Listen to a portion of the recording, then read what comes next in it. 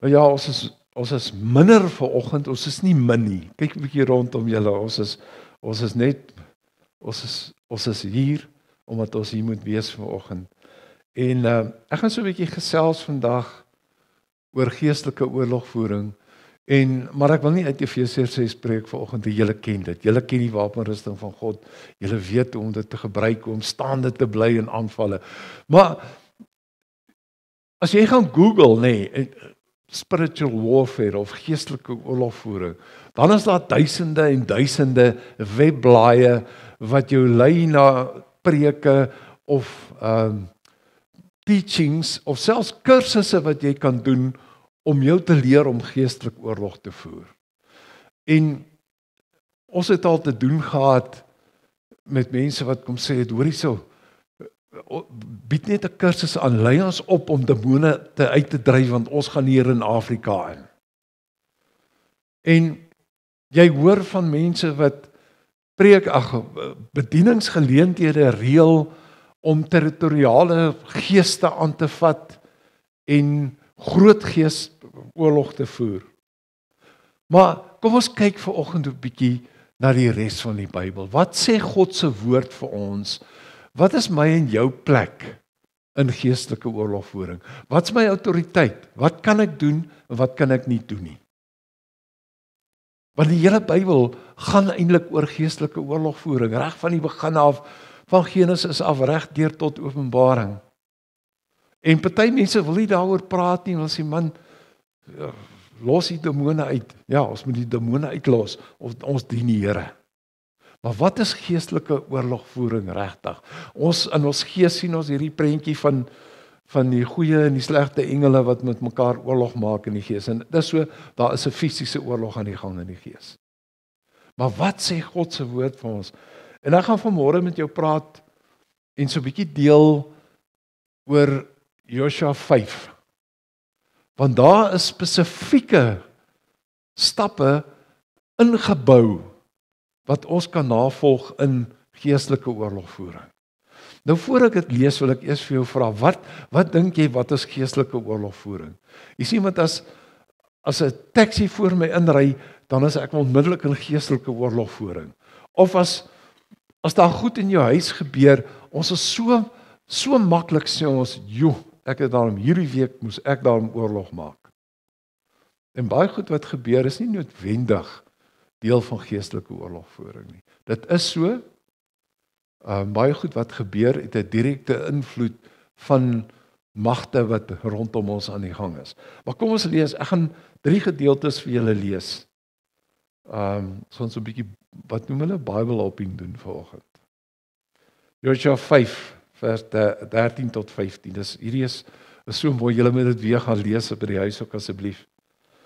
Nou, Josua staan voor Jerigo se mure. Hy kyk in hierdie muur, is seker omtrent so groot soos wat hierdie muur hier is. En dan, wat gaan ek maak dat ons hierdie stad kan oorvat? En dan lees ons in die Bybel van vers 13 af. Josua was in die omgewing van Jerigo toe hy skielik 'n man voor hom sien staan met 'n swaard in sy hand. Josua het na hom toe gegaan en hom gevra, is jy vir ons of is jy vir ons vyand? Nie een nie, sê die man. En luister mooi hierso. Ek is die bevelvoerder van God se weermag. Ek is die bevelvoerder van God se weermag. Ek is nou hier. Josua het op die grond neergeval in aanbidding. En hy vra vir die man, wat wil u vir u dienaar sê? Van die ander vertaling sê, wat moet ek doen? Wat wil u hê moet ek doen? En hierdie man sê vir hom, trek uit jou skoene, want jy is op heilige grond. En Josua het toe so gemaak. En as ons verder lees, in Josua 6 ook, dan sien ons, dat God met Josua praat, en vir hom sê, dis wat jy nou moet doen. Hy gee vir hom 'n opdrag. Jy sê julle moet 7 maal om hierdie stad loop, en dan trompette blaas, en uiteindelik moet julle skree. En dan wil ek in Efesiërs 3, praat Paulus daar en hy sê, ek is geroep om die evangelie aan die heidene te bring, aan hulle wat nie deel is van God se volk nie. En dan lees ons daar in vers 10, dat daar iets is wat weggesteek was deur die eeue, wat God verberg het, wat nou uitkom, en dit is die taak van die gemeente om hierdie geheimenis te openbaar aan die owerhede in die gees. En nou wil ek na Matteus 10 toe gaan, want dis waar hierdie vandaan kom, waar Jesus sy apostels uitstuur, en sê vir hulle, gaan uit, gaan maak siekes gesond, verlos mense van bindinge, bevry hulle van bose magte, cast out demons, en verkondig die evangelie. Dis 'n opdrag wat hulle gehad het. Nou kom ons kyk uit hierdie 3 skrifgedeeltes uit. Wat is dit wat die Heilige Gees vir ons openbaar oor geestelike oorlogvoering? Want die eerste ding wat ek vir jou wil sê, is dat in terme van hierdie geestelike oorlogvoering, want almal van ons dink, ons word groot by die idee dat die geestelike oorlogvoering is om demone uit te dryf. Dis ver van wat dit is. Wat is Jesus se opdrag gewees aan die apostels?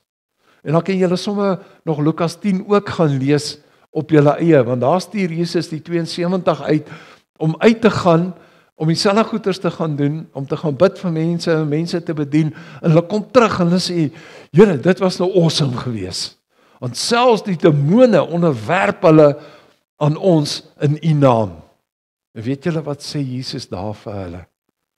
Hy sê, dis reg, ek het vir julle die mag gegee om op skorpioene en slange te trap, maar ek het vir Satan gesien neerval uit die hemel uit, soos 'n bliksemstraal.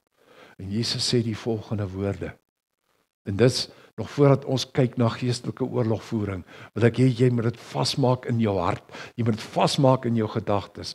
Jesus sê vir hierdie disippels van hom wat terugkom, moenie soveel vreugde hê oor die demone wat hulle aan julle onderwerp nie, maar hê vreugde oor jou naam wat opgeteken is in die boek in die hemel, wat vir jou toegang gaan gee tot die ewige lewe in die hemel.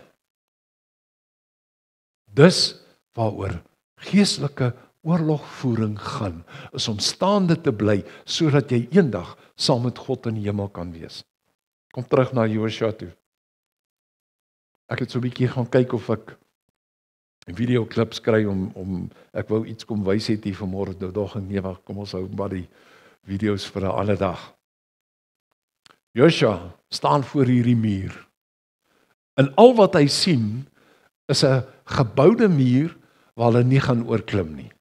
En die ouens in die stad die volke het gehoor wat God alles met die volk doen en hoe hy die volk help.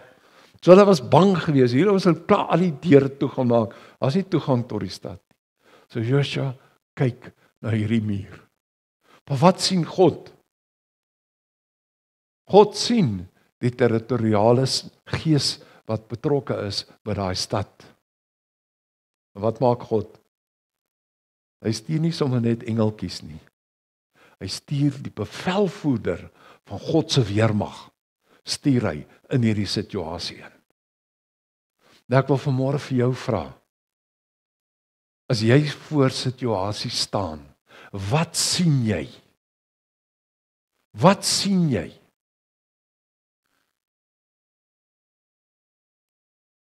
As jy hier staan en daar's iemand anderster wat goeters hier teenoor jou sê en alles, en jy sien lekker met hierdie goeters nie, dan sien jy hierdie ongeskikte persoon, en onmiddellik is daar geestelike oorlogvoering, want jy praat nie uit jou hart uit nie, jy praat nie uit God se oogpunt uit nie, want jy sien hierdie ongeskikte vrou hier voor jou. Maar wat sien God?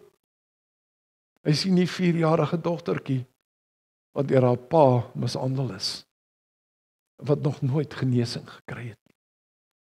Jy staan en kyk na hierdie man wat allerhande goed kwytraak hierso, en jy raak ook kwaad, want jy verstaan nie eintlik wat hy sê nie. Want jy sien hierdie man wat arrogant is. Maar God sien die klein seentjie wat gesmag het na aandag van sy pa af, wat het nooit gekry het nie. Wat groot geword het sonder die liefde van 'n pa. En dis hoekom sy karakter so gevorm het. Wat sien jy en wat sien God? Dis die eerste ding wat jy moet onthou in jou situasie. Want jy sien iets en God sien iets anderster. Josua sien die muur, maar God sien die magte en die kragte wat daar werk in hierdie stad. Die stuur die hoogste soldaat wat hy kan, stuur hy in hierdie situasie in. Josua vra vir hom, is jy vir ons of is jy teen ons? Ek is nie vir julle of teen julle nie. Onthou dit in jou geestelike oorlogvoering met iemand anderster. God kies nie jou kant teen daai persoon se kant nie. Hy is nie daar om kant te kies nie. Hy is daar om genesing te bring. Hy is daar om genesing te bring. Wat het hier gebeur? God het 'n belofte aan Abraham gemaak, hierdie hele land gee ek vir julle. Josua kom en hy lei die volk in, en God gee 'n opdrag, maak skoon. Maak skoon. Genees hierdie land van, ekskuus vir die Engelse woord, maar van pagan worship, van afgodediens. Genees hierdie land. Josua vra vir hom. Hy sê, ek is in hierdie situasie. Wat moet ek doen? Trek uit jou skoene. Jy is op heilige grond. Weet jy wat? Geestelike oorlogvoering is 'n heilige oorlog. Dis 'n heilige oorlog, want die integriteit, die hele godheid van die God wat ons dien, word aangeval deur Satan en sy magte. Dis waaroor dit gaan, sy rebellie, sy teestaan van God. God is heilig, en die heiligheid van God is ter sprake wanneer jy voor iemand staan en jy met 'n situasie beredder tussen jou en iemand anderster of 'n situasie aanspreek. Die heiligheid van God is daar. So kom hy vir hom sê, trek uit jou skoene. Moses, trek uit jou skoene. Jy is op heilige grond. Wanneer jy nie teenwoordigheid van God is dit 'n heilige oomblik. Want glo my, jy sien in hierdie situasie wat jy moet doen. Dis heilig. Vra die Heilige Gees, hoe moet ek hierdie situasie hanteer? Vra vir hom wat jy moet doen. Die Heilige Gees gaan jou herinner aan die heiligheid van God se teenwoordigheid. Trek uit jou skoene. En dan kom daar 'n opdrag.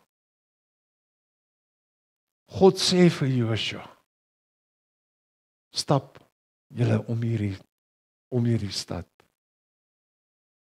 Want as jy gaan lees in hoofstuk 6, dan sê God vir Josua, ek het hierdie stad en sy mense al klaar in jou hand gegee.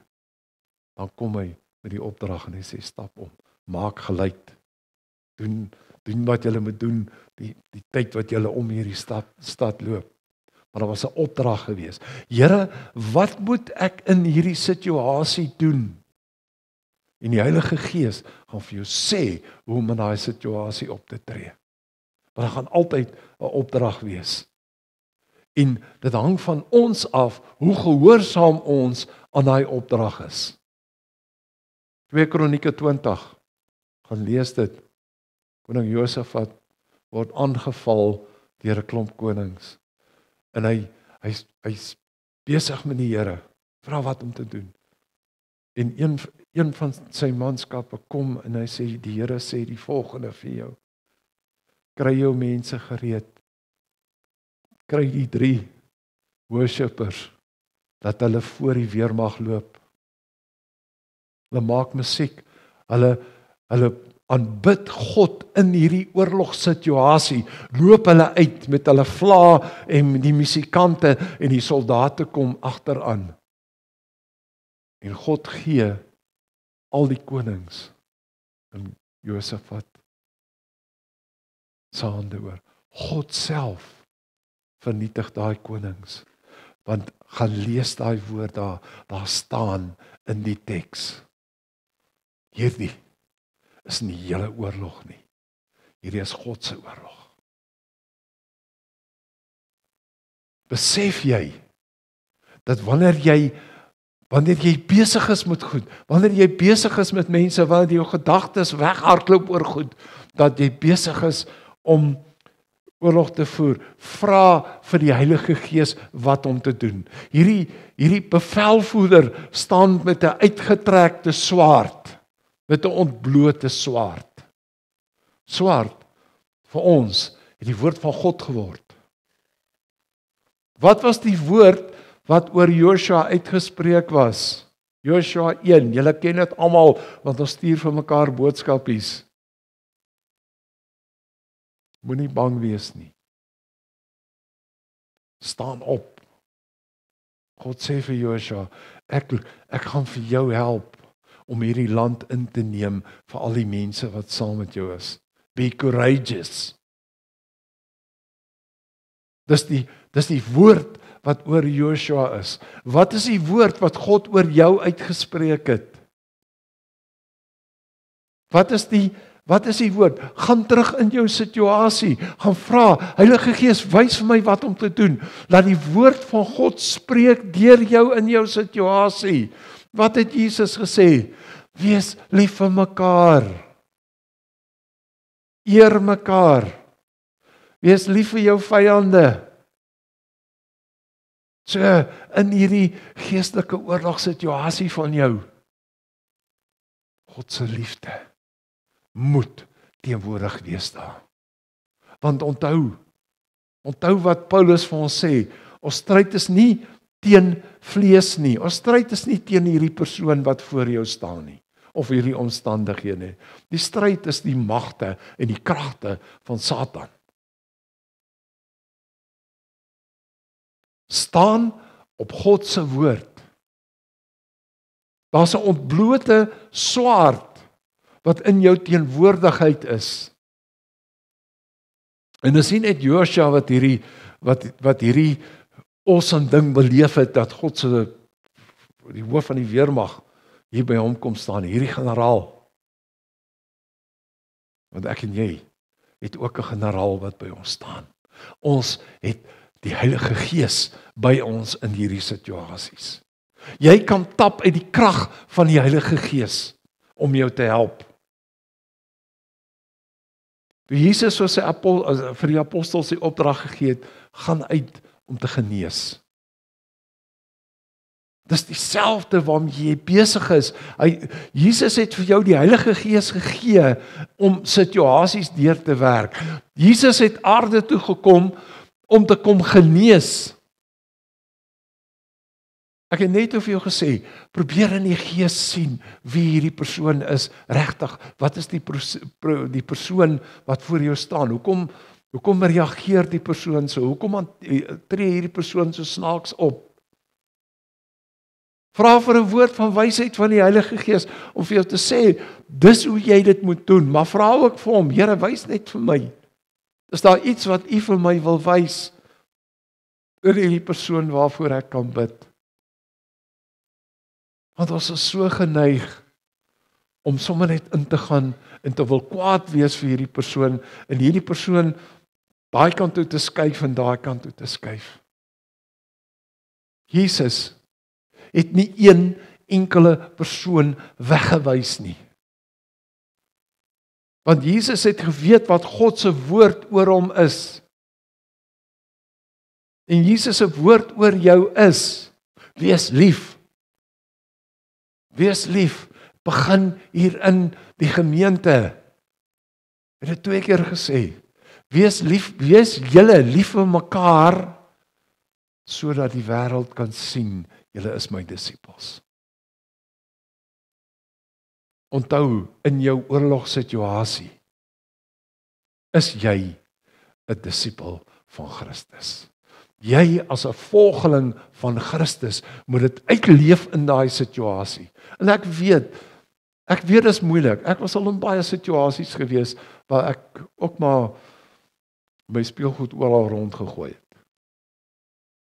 Maar ek moes kom leer het dat die Heilige Gees, sy werking in ons is absoluut ingestel om genesing te bring. Joshua, hy's gehoorsaam. Hy besef die heiligheid van hierdie situasie. Hy is absoluut gehoorsaam. Hy doen op die letter wat God vir hom gesê het om te doen. En gaan lees maar daai hoofstuk waar dit sê. Die situasie het platgeval. Daar staan die mure het platgeval. Jy sien baie keer in flieks hoe verkrummel hierdie mure en so aan. Maar die Bybel sê dit het platgeval. Met ander woorde, God kom in jou situasie in en hy vee dit plat. Hy maak dit skoon sodat jy met liefde kan ingaan en sodat daar herstel en genesing kan kom. Ek wil vanmôre vir jou dalk 'n harde ding vra. Jesus se opdrag was gewees, gaan maak die siekes gesond, dryf demone uit, verkondig die evangelie van God. Verkondig die koninkryk van God. Dis die opdrag wat ek en jy het in alle omstandighede, is om daai opdrag uit te voer, om te help dat mense in die koninkryk van God inkom. Wat is jou wapens wat jy al klaar bymekaar gemaak het wanneer jy geestelik oorlog voer? Wat is die manier wat jy geestelik oorlog voer? Is jou wapens wat jy gekies het en die manier wat jy die dinge doen, nie dalk die oorsaak dat iemand nie in die koninkryk wil inkom nie? Want jy sien, ek as 'n mens, ek as Tinus, ek het nie wapens nie. God gee sy wapenrusting vir my en jou. Dawid in sy geveg met Goliat, Saul sê vir hom, hierso, trek my wapenrusting aan. En Dawid was ongemaklik gewees in daai wapenrusting. Is jy gemaklik met jou eie wapenrusting? Of moet jy nie eerder dit nou maar een kant toe skuif en God se wapenrusting gebruik nie? Want jy sien, in Joshua se situasie, al die goed wat hy deurgegaan het, al die voorskrifte wat hy nagekom het, was daar 'n vrug wat God verheerlik het. Die vrug uit jou situasie verheerlik dit God. Want jou hele uitgangspunt, hoe jy goed doen, hoe jy met mense omgaan, jou situasies, alles wat jy daarin doen, alles wat jy doen in hierdie geestelike oorlogvoering, as jy betrokke is daarbey, is om God te verheerlik, om Jesus te verheerlik en eer te bring aan die Heilige Gees wat weer kom sê wat om te doen. En dit gaan nie oor my en jou nie, dit gaan oor Jesus. Dit gaan oor Jesus. Hoe bring ons genesing? Ek wil dit intrek in hierdie gemeente vanmôre.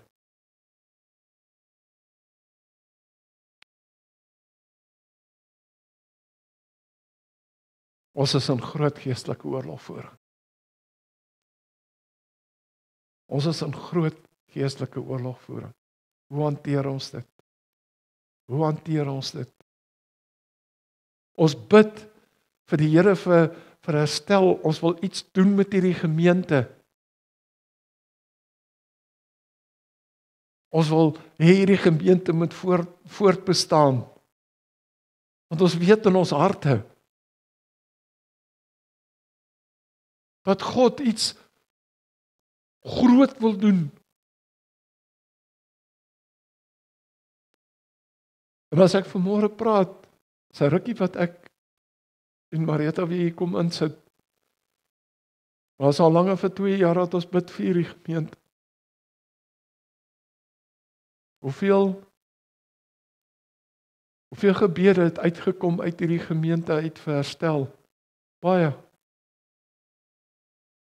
Maar is dit nie wat ons doen op hierdie oomblik, is om individuele gesprekke, individuele gebedsgroepies te vorm en te bid nie? Wanneer gaan ons opstaan as gemeente om saam na die Here toe te gaan en te sê, Here, hier is ons.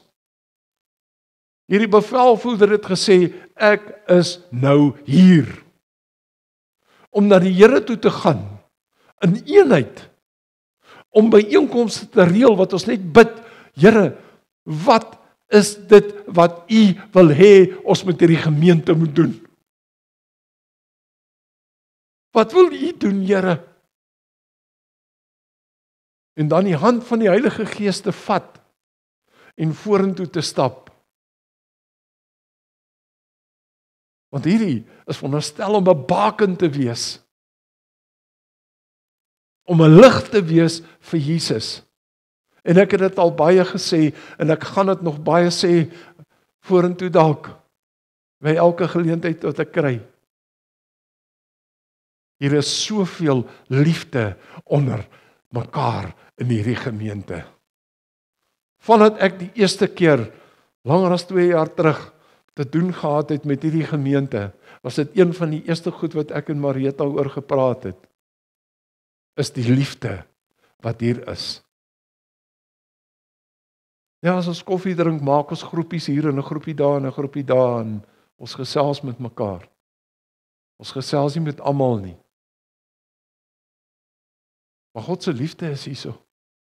En dis iets waarop ons moet bou. Dis ons sterkste wapen wat ons het in die geestelike oorlogvoering waarin ons is. Dis God se liefde en die liefde wat hy al klaar in harte kom deponeer het. Is jy bereid om 'n draai te maak in die manier wat jy geestelike oorlog voer? Ek kan nie vir jou voorskryf nie.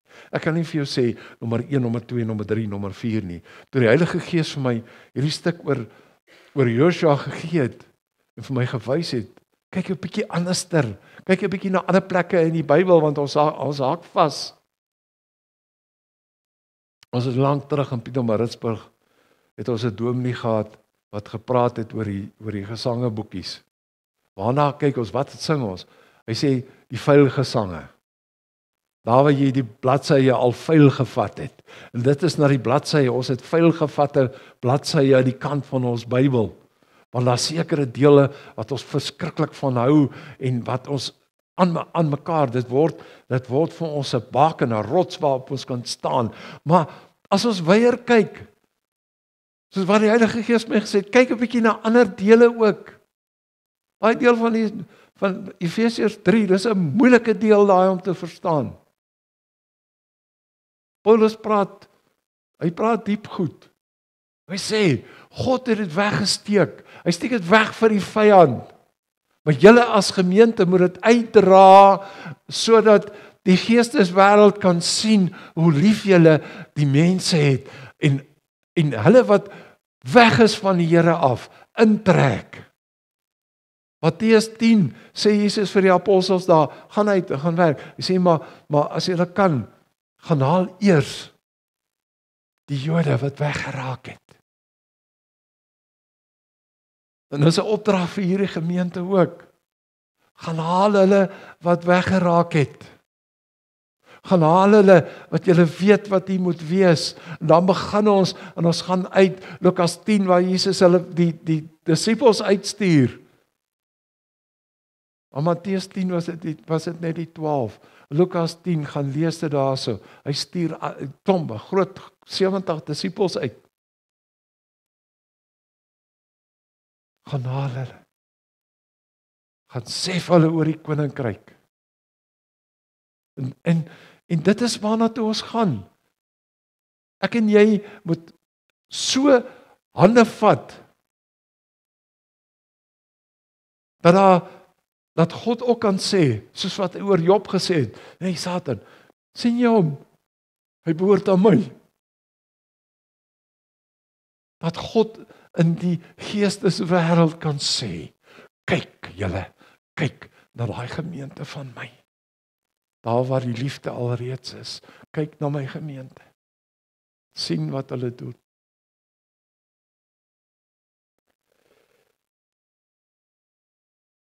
Ek wil afsluit. Hoe aktiveer jy die wapens wat God vir jou gegee het? Jy kan dit net aktiveer wanneer jy in die teenwoordigheid van God is. Wat hier in my kop aan die gang is, wat hier in my hart aan die gang is, om staande te bly, om deel te wees van hierdie geestelike oorlogvoering. Ek aktiveer God se wapens wanneer ek in sy teenwoordigheid is. En jy doen dit in jou stilte tyd. Jy doen dit in gebed. Jy doen dit aan volle onderwerping aan die gesag van God wat oor jou gestel is. Dan leef jy nie meer vir jouself. Dan leef jy vir Christus. Liefde, blydskap, vrede,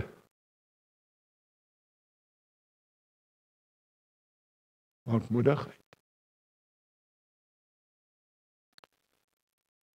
vriendelikheid, goedheid, getrouheid, sagmoedigheid, selfbeheers. Die gawes, die vrug van die Heilige Gees moet so uitloop uit jou lewe uit, dat hierdie raak gesien word.